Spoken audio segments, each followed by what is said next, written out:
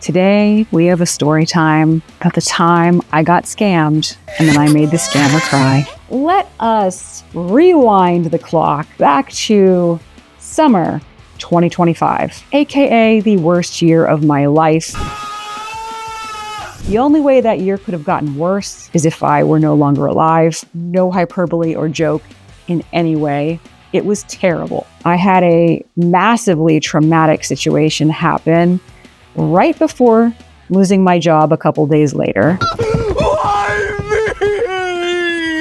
I am trying to recover from everything that has gone on, and I'm doing the best I can. A couple months later, I go to try and re-enter my apartment from taking a walk, and I can't get my apartment door open. The lock is sticking. I was able to get the door open, but I wasn't then able to shut it. The landlord is going to respond, but he's probably not going to get it done today. He's probably not going to get it done tomorrow. It'll probably go on for weeks and weeks. So a lot of the tenants here will actually call TaskRabbit or something and then take it off the rent, which is fine. So I go to Google and I look for a locksmith because I'd done this before, and I hired a locksmith and there was no problems at a previous apartment. But this time I hire a locksmith that is 4.9 stars on Google, and he had told me over the phone that he is willing to send somebody out within an hour and get it done for $200. Now, we know a lock costs $25. I didn't care because one, my landlord was going to probably pay for this, and two,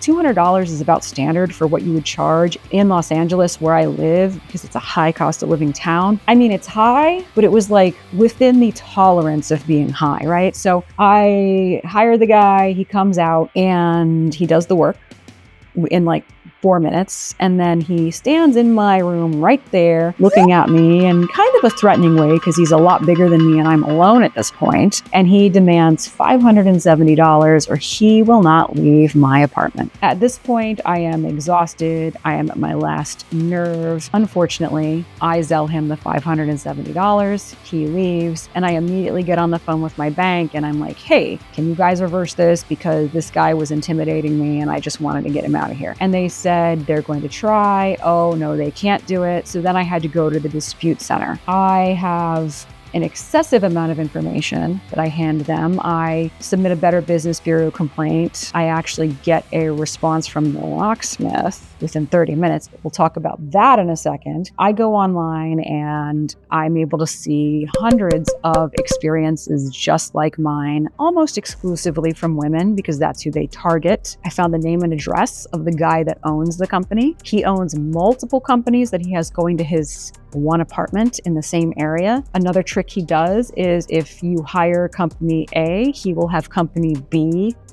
be the one that you Zelle, so that then he can have more confusion if you dispute it. So I get all of this, I map out the companies, I map out at least the person, I map out the address, I provide the bank a list of the complaints on the Better Business Bureau, I provide them a list of complaints on Yelp. Pretty clear cut that these guys are scam artists, and I submit it to the dispute. At that point, I submit a Better Business Bureau complaint and I get a response from the locksmith within like 30 minutes. He basically just gaslights me. He's like, if there's a problem with the lock, we'll fix it. And I'm like, I don't want that creepy dude coming back into my apartment, so no. And then he was telling me he was the same guy, but they had two different names. And I said, you are not the same. It's not the same name. You're lying to me right now. And it was just obvious he was gaslighting. And then eventually he tried to offer me a $100 refund because the lock wasn't working. And I said, if the lock is not working, you need to refund the full amount. This is not how it works.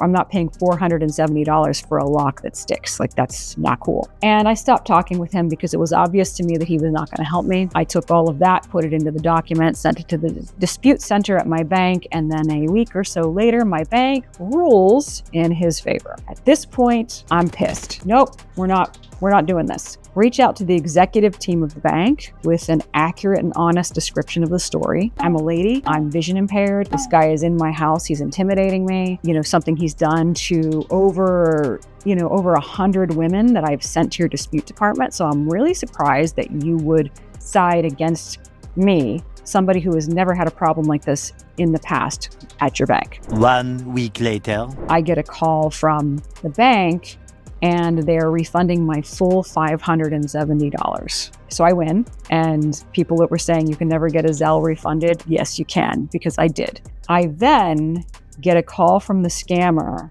because I didn't know who the number was, so I picked it up. The dude is like distraught, like, what'd you do to me? And he was crying, and I hung up on him. Sorry, not sorry.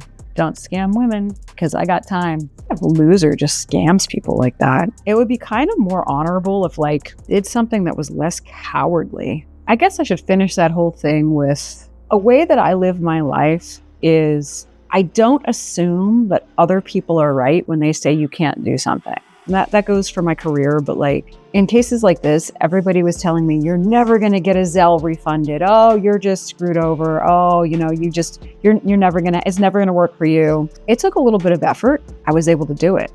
There are so many things that people tell me that, oh, you can't do something, or you shouldn't do something, or it's just not whatever. And I don't know, if someone tries to scam you, fight back. Try to get your money back with the bank. Don't just assume that it's not going to work out. Give it a try. If it doesn't work out, then it doesn't work out. But if it does work out, then you might not lose $570, just like I did not. I can let the health insurance companies scam me.